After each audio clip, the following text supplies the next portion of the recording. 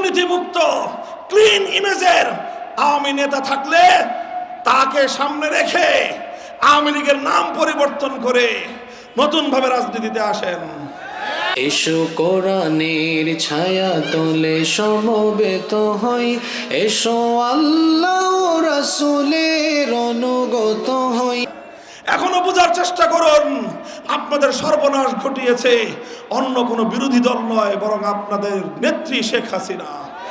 তার পথ পরিহার করে চিন্তাশীল দুর্নীতিমুক্ত ক্লিন ইমেজের আওয়ামী নেতা থাকলে তাকে সামনে রেখে আওয়ামী লীগের নাম পরিবর্তন করে নতুন ভাবে রাজনীতিতে আসেন। বাংলাদেশের মানুষ আপনাদেরকে স্বাগত জানাবে।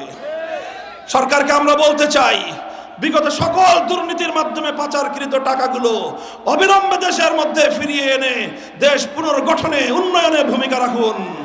সেই সম্পদ, জনগণের সম্পদ, চুরি হওয়া সম্পদ আবার দেশের জনগণের কল্যাণে ব্যয় করবার ব্যবস্থা করুন।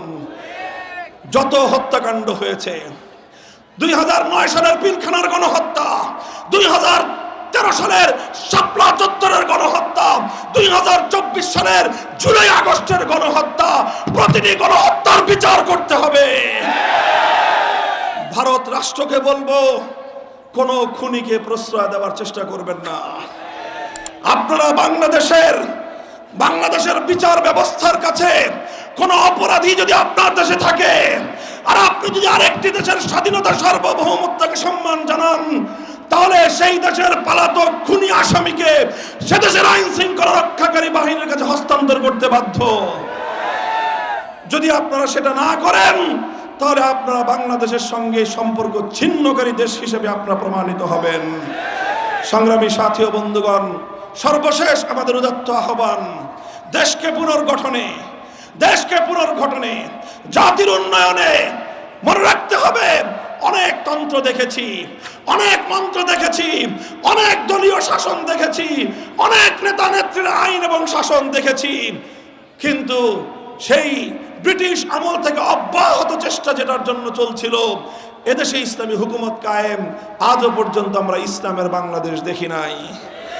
আমরা একবার সবুজ বাংলাদেশ দেখেছি, একবার নতুন বাংলাদেশ দেখেছি, একবার ডিজিটাল বাংলাদেশ দেখেছি। অনেক বাংলাদেশ দেখার পর এদেশের মানুষের এখন প্রয়োজন ইসলামের বাংলাদেশ দেখা।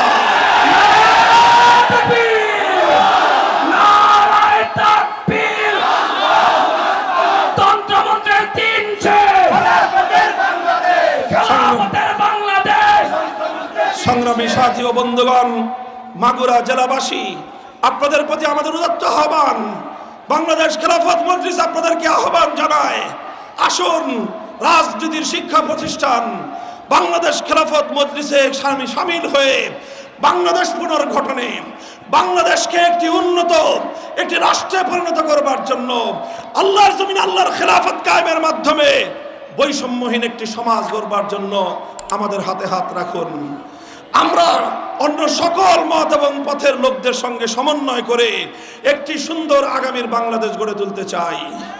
আপনারা বাংলাদেশ খেলাফত মজলিস এবং তার সহযোগী সংগঠনগুলোর পতাকা তলে সংঘবদ্ধ হয়ে আমাদের সংগ্রামকে সামনে এগিয়ে নেওয়ার জন্য প্রস্তুত থাকবেন তো ইনশাআল্লাহ?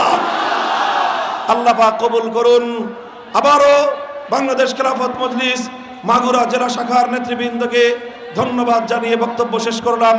ওয়া আখিরু দাওয়ানা আলহামদুলিল্লাহি রাব্বিল আলামিন। এসো কোরআনের ছায়া তলে সমবেত হই, এসো আল্লাহ